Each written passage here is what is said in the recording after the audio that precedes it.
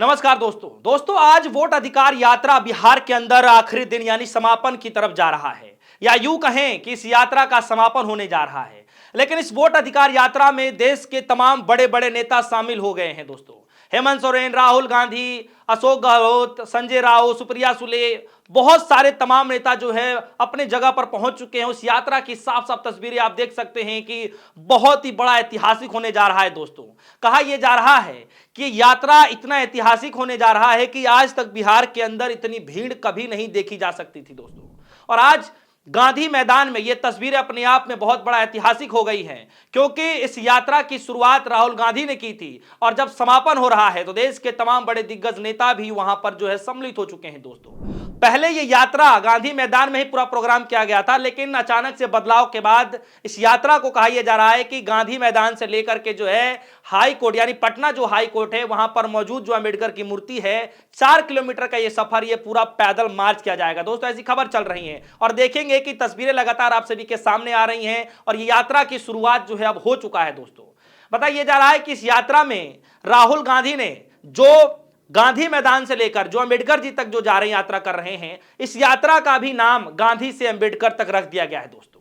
और इस पूरी कहानी में, इस यात्रा की पूरी कहानी में 5 बड़े पॉइंट्स मैं आपको बताने जा रहा हूं दोस्तों, जिससे आपको स्पष्ट हो जाएगा कि इस यात्रा से विपक्षी पार्टियों को क्या मिला, राहुल गांधी को क्या मिला और बीजेपी को इससे भारी भरकम क्या नुकसान हुआ दोस्तों। आइए सब कुछ आपको बताता हूं। नमस्कार, आप देख रहे हैं DS4 न्यूज। दोस्तों सबसे पहला पॉइंट समझिए कि इस यात्रा से क्या कुछ बदलने जा रहा है। पहला पॉइंट, राहुल का बदलता हुआ वो अंदाज, जो आज से पहले जो उनका बोलने का तरीका रहा करता था, जो अंदाज देखने को मिलता था दोस्तों, वो अंदाज अब बदल चुका है।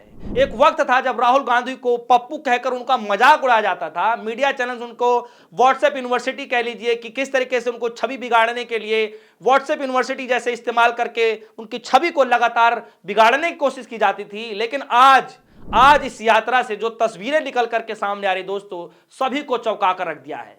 क्योंकि राहुल गांधी ने अब जनता के बीच एक गंभीर, ईमानदार और जमीन से जुड़े हुए नेता बन चुके हैं दोस्तों। और लोग कह रहे हैं कि जो नेता हमारी गली तक आकर के पैदल चल रहा हो, धूप हो चाहे बारिश हो, उसमें लगातार अपना पसीना बहा रहा हो, गर्मी झेल रहा हो, वही जनता का असली नेता होता है दोस्तों। यानी राहुल गांधी ने पहली बार जनता को यह भरोसा दिला दिया है कि वह सिर्फ दिल्ली की कुर्सी के लिए नहीं, बल्कि जनता के अधिकारों के लिए जिस हद तक भी जाना पड़ेगा, राहुल गांधी जी जनता के साथ लड़ते रहेंगे। यह पहला संदेश मैं आपको बता रहा हूं दोस्तों, यह पहला पॉइंट है जो इस यात्रा से बदलाव की तरफ देखा जा रहा है दोस्तों। दूसरा बड़ा पॉइंट दोस्तों, आप सबको पता है कि विपक्षी जो घटक दल हैं, जो विपक्षी पार्टियां हैं, एकजुट होने के बावजूद भी जो है अलग अलग मतभेद रहता है। कुछ दिनों पहले हम देखा कि इंडिया अलायंस के अंदर तमाम विपक्षी पार्टी एक साथ होती हैं, लेकिन ममता बनर्जी जी अलग छटक के चली जाती हैं। कभी आम आदमी पार्टी का मुखिया अलग राग अलापने लग जाते हैं। लेकिन इसके बावजूद भी इस यात्रा से विपक्षियों की एकता बढ़ी है दोस्तों। इस यात्रा ने एक नई तस्वीर गढ़ दी है, जिसने बीजेपी की नींद उड़ा करके रख दी है। चाहे प्रियंका गांधी हो, अखिलेश यादव हो, तेजस्वी यादव हो, या फिर झारखंड के नेता हो, महाराष्ट्र के नेता हो, सब एक मंच पर खड़े हो गए हैं दोस्तों। तो सोचिए कि जब बिहार की गलियों तक दिल्ली वाले जो नेता हैं वो अब बिहार की गलियों तक पहुंच रहे हैं, तो सोचिए कि जनता के दिमाग में ये किस तरीके से मैसेज फिट करेगा दोस्तों।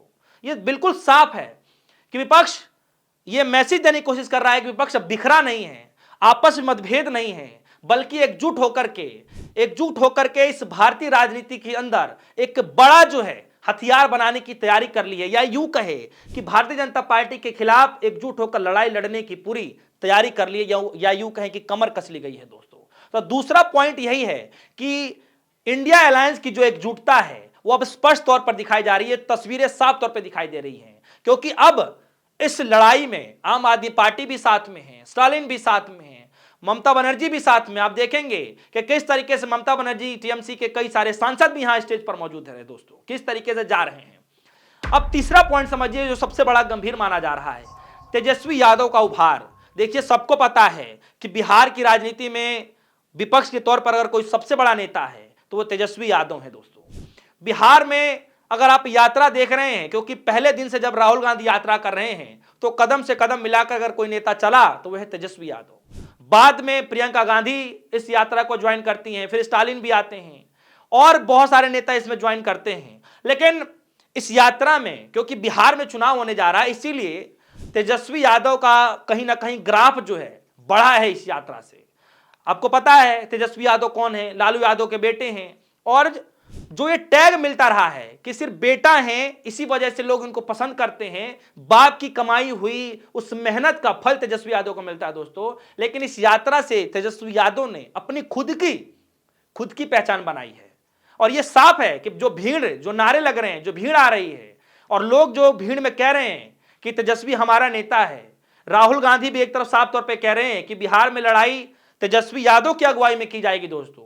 तो यह साफ स्पष्ट हो रहा है कि इस यात्रा से न सिर्फ राहुल गांधी की छवि में सुधार हुआ है, ग्राफ में बढ़ोतरी हुई है, बल्कि जो परिवारवाद का टैग तेजस्वी यादव पे लगता रहा है, लालू यादव को लेकर के, अब तेजस्वी यादव की छवि में भी एक बड़ा उछाल देखने को मिला है। लोग ये मानने को तैयार हो गए हैं कि हां, अब नेता बन चुके हैं तेजस्वी यादव, और वो भी अपने बलबूते। तो एक तरफ राहुल गांधी जी की छवि में उछाल, दूसरे तरफ तमाम विपक्षी पार्टियां एकजुट, और तीसरे तरफ तेजस्वी यादव जो है एक बड़े स्तर पर देखा जाए, बड़े स्तर पर देखा जाए तो राष्ट्रीय राजनीति का खिलाड़ी बन चुके हैं।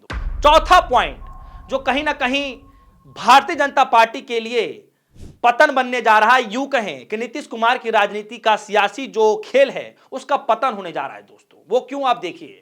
कभी बिहार की राजनीति में दोस्तों याद होगा कि नीतीश कुमार जो है बिना सोचे समझे जो है कोई कदम नहीं उठाया करते थे। बड़े उनको सुधार पुरुष के नाम पर, सुशासन बाबू के नाम पर कई सारे उनको तगमे दिए जाते थे, मिलता रहा करता था समय के अनुसार दोस्तों।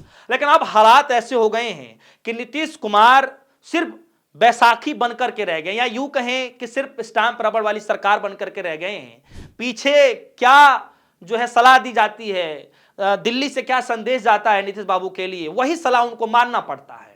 और सब लोगों को पता है कि किस तरीके से नीतीश बाबू का जो है तबियत इस वक्त खराब रहता है। कुछ लोग ये भी कहते हैं कि मानसिक संतुलन भी जो है थोड़ा ठीक नहीं है, क्योंकि एज ज्यादा हो चुका है, तो वैसे भी वो कुर्सी के लायक नहीं है। और ऐसे में नीतीश कुमार की जो छवि है, कहीं ना कहीं इस यात्रा से उनकी राजनीति, जो सियासी जो चाल है, जो खेल है, कहीं ना कहीं वो पतन होते दिखाई दे रहा है दोस्तों। इसीलिए वोट अधिकार यात्रा ने जो है वो कहीं ना कहीं स्पष्ट रूप से साफ कर दिया है कि नीतीश का चेहरा अब जनता को आकर्षित नहीं कर सकती है। और विपक्षी पार्टी की तरफ से राहुल गांधी, तेजस्वी यादव, और जो वहां की बिहार की जो राजनीति है, जो एक समय पर सिर्फ नीतीश के इर्द गिर्द घुमा करती थी पिछले 20-25 सालों में, अब जो राजनीति है बिहार की वो सिर्फ तेजस्वी और राहुल गांधी के इर्द गिर्द ही घूम रहा है दोस्तों।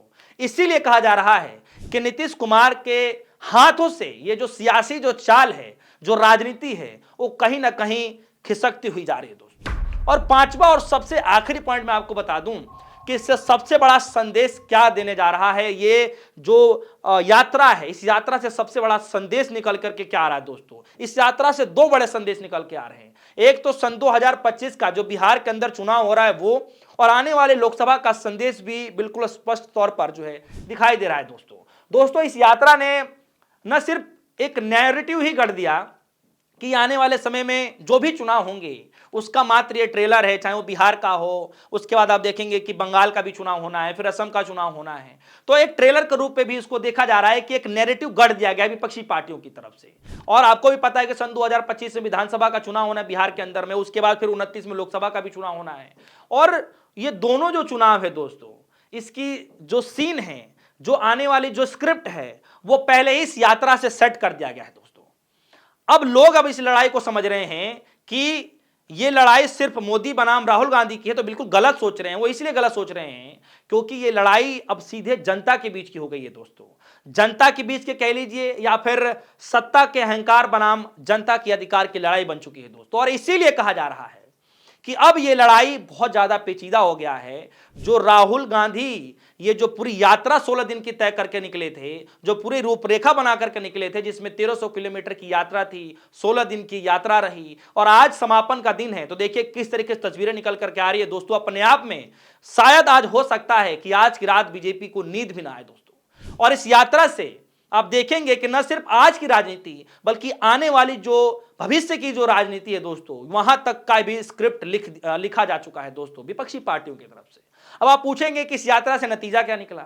नतीजा निकला है, मैं आपको बता रहा हूं, नतीजा इतना गंभीर निकला है कि आप भी कहेंगे कि क्या सच में ऐसा हो सकता है। बिल्कुल, इस नतीजा जो निकला इस यात्रा से, एक नहीं, दो नहीं, बल्कि मैं 3 बड़े बदलाव आपको बताने जा रहा हूं दोस्तों। सबसे पहले आप देखिए कि राहुल गांधी जी की छवि है, जो मजाक बनाया जाता था, उसको अब जनता कहीं ना कहीं भुला करके नेता मान बैठी है। दूसरा, विपक्ष की जो एकजुटता है दोस्तों, भारतीय जनता पार्टी की मुश्किलें बढ़ा रही हैं, कहीं ना कहीं संशय पैदा कर रही हैं कि ये यात्रा जो हो चुकी है, जो आज समापन हो रहा है, और जो एकजुटता दिख रही है, सारे साम दाम दंड भेद सब कुछ पैतरे अपनाने के बाद भी यात्रा सफल हो गई दोस्तों।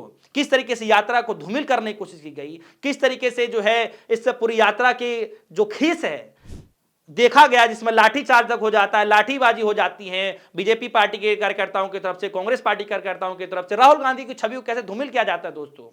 तो ये जो दूसरा पॉइंट है कि किस तरीके से एकजुटता बीजेपी पार्टी के अंदर कहीं ना कहीं ये टेंशन बढ़ा रहा है कि आगे क्या कुछ हो सकता है। और तीसरा कि तेजस्वी यादव न सिर्फ बिहार के नेता बल्कि राजनीतिक में कहीं ना कहीं एक तरीके से देखा जाए तो राष्ट्रीय लेवल के नेता बनते जा रहे हैं, राजनीति के सेंटर में आ चुके हैं कि कुछ भी अब बात कहेंगे तो उनकी बातों को लोग गंभीरता से लेंगे दोस्तों। तो दोस्तों, ये यात्रा पैदल मार्च नहीं रहा, बल्कि अब इस यात्रा से जंग का ऐलान कहीं ना कहीं राजनीतिक में होता दिखाई दे रहा है कि जनता अब अपनी हक की लड़ाई खुद लड़ रही है। अब ऐसे में सवाल है दोस्तों कि ये कह लीजिए कि ये सिर्फ लड़ाई जो है दिल्ली पर कौन बैठ रहा है, कौन गद्दी छोड़ रहा है, इसका नहीं रहेगा, बल्कि सवाल अब इस यात्रा से यह उठने लगा है कि क्या सत्ता में बैठे हुए लोगों का अब भी घमंड टूटेगा कि नहीं टूटेगा, या फिर जनता उन अधिकारों को लेकर जो घमंड में लेकर के बैठे हुए हैं, जिनको घमंड है, क्या वो घमंड अब जनता कुचलने जा रही है, या फिर अब जनता आने वाले 2025 विधानसभा के चुनाव में उस घमंड को कुचल देगी।